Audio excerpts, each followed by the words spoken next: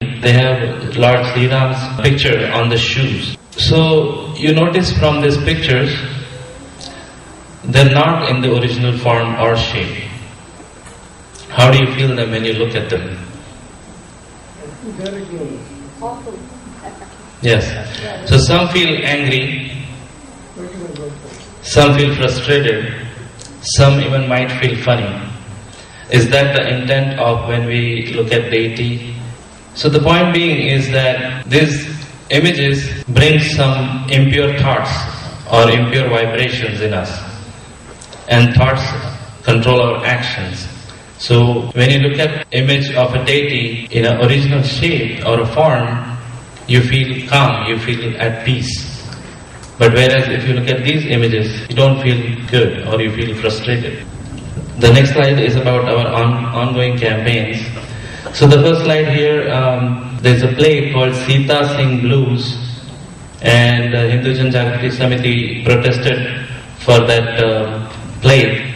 Play is about, they have showed Sita is pregnant, and Lord Sri Ram, he's kicking when she's pregnant, and they have gone one step ahead and even shown that Ravan, which is like the bad person in the Ramayana, he's in the womb of Sita. Her defense, when Hinduism Summit approached them, her defense is that she was married to an Indian man and he left her. So she took that out on entire Ramayana and denigrated entire Ramayana. So that protest is ongoing. And the next one here is about Carlos Ramos. He has painted a picture of Lord Sri Krishna with a thin body. Then the last one on there is Hindu genocide in Kashmir. So Hindu genocide in Kashmir is the largest in the history and is still not being addressed by mainstream media. So why are we doing this? Why Hindu Jan Jagrati does this? Because these images cause doubt in us, in our minds, and it spreads misconception about Hindu Dharma, and thus leads to lack of respect for Hindu Dharma or God. And these are all some successful campaigns. The Digit magazine apologized for supporting denigrated movie Sita Sings Blue. So Bayer company apologized for denigration of Kali Mata. They have shown why Kali Mata need about so many hands. And then there is a map of India by US. So Jan Jagrati Samiti approached them and they corrected it. So that in that map you would see the Kashmir was shown as like a occupied Kashmir. It's a form of a denigration. So next slide is about how can I serve Dharma.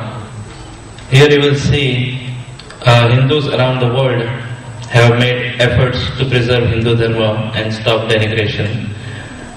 This is on our website. You can read it when you have time. How can each of us preserve Dharma?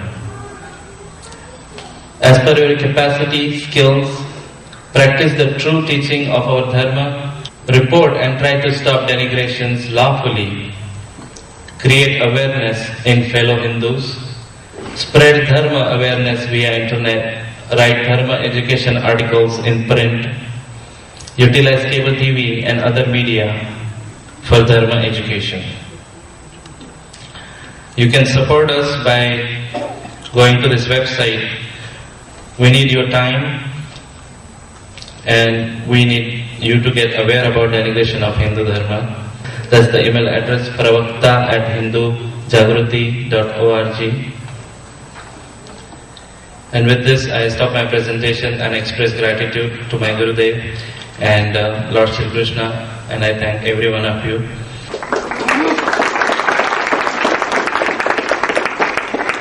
Thank you, Shri Nilesh Ji, for sharing with us the various ways in which denigration occurs. Now we all are better equipped to know it and stop it. Our third speaker for the day is Shri Ameya Ranade from the Spiritual Science Research Foundation. He is a volunteer of SSRF. Shri Ameya Ranade Ji have been working in the telecommunications industry for the last 6 years. He has a master's degree in electrical engineering. He has been doing spiritual practice under the guidance of SSRS for the past 2 years. As his service unto the society and God, he does the Sat Seva or service of translating the spiritual knowledge of research done by SSRF from Marathi into English. I now invite Shri Amer Anandji to share about spiritual dimension underlying Hinduism concepts and Hindu issues.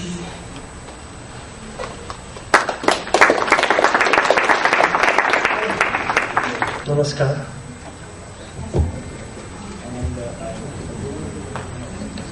I start by paying obeisance to my Guru.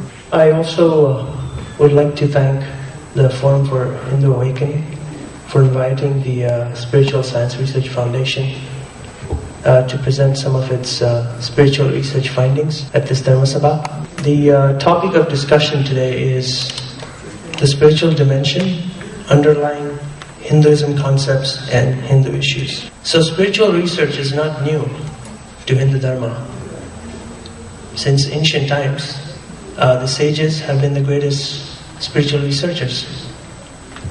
And in fact, spiritual research is the basis for all of Hindu scriptures and rituals. So what do we mean by spiritual research? Spiritual research is, like it's stated, is researching the spiritual dimension with the help of the advanced sixth sense. Now, most of us don't know that we have the sixth sense, which is latent within us. But by doing regular spiritual practice under the basic principles of spirituality, you can develop the sixth sense. So what do I mean by spiritual dimension? I mean that which is beyond the seen world, what we know, and that which cannot be perceived by the five senses, mind or intellect. It includes the world of spiritual phenomena like God, hell, heaven, ghosts, auras, spiritual experiences. Currently we have many organizations and people who are serving Hindu Dharma, making sincere efforts to stop denigration, just like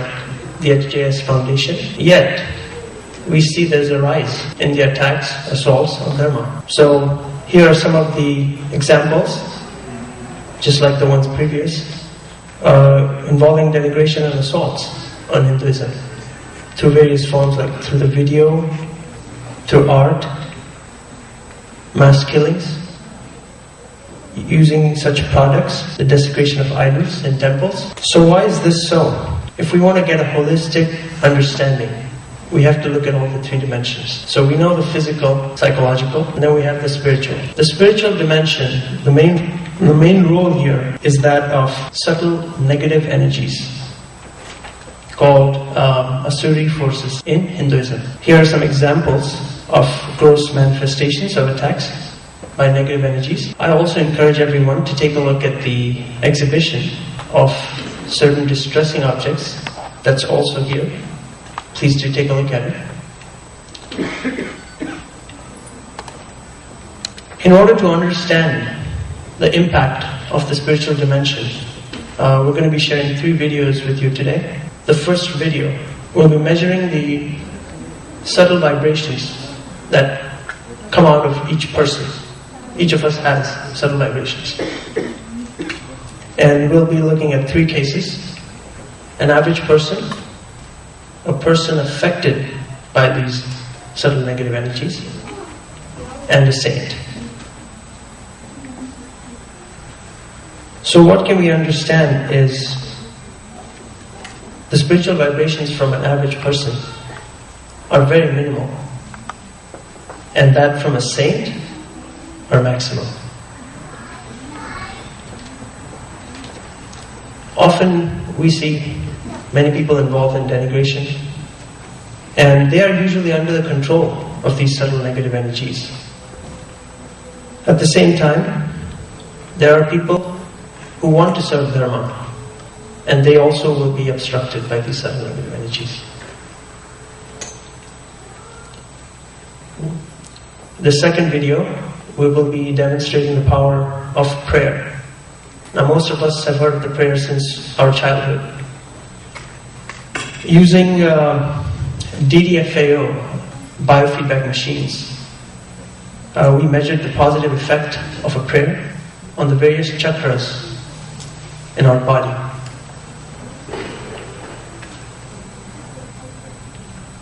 So we can understand that in order to fight these subtle negative energies, spiritual capacity is needed, required.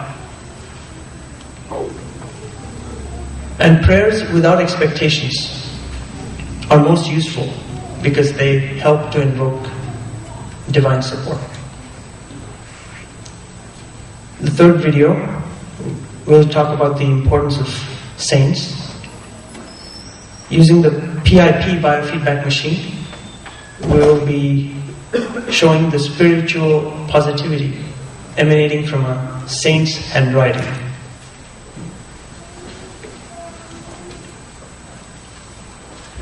So if just a saint's handwriting has so much power, or healing power, one can only imagine how much power a saint must have.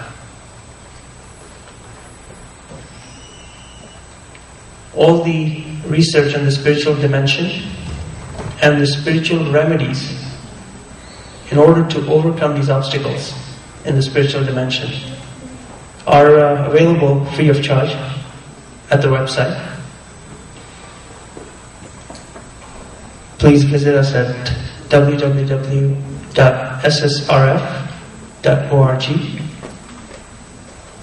Thank you. Namaskar.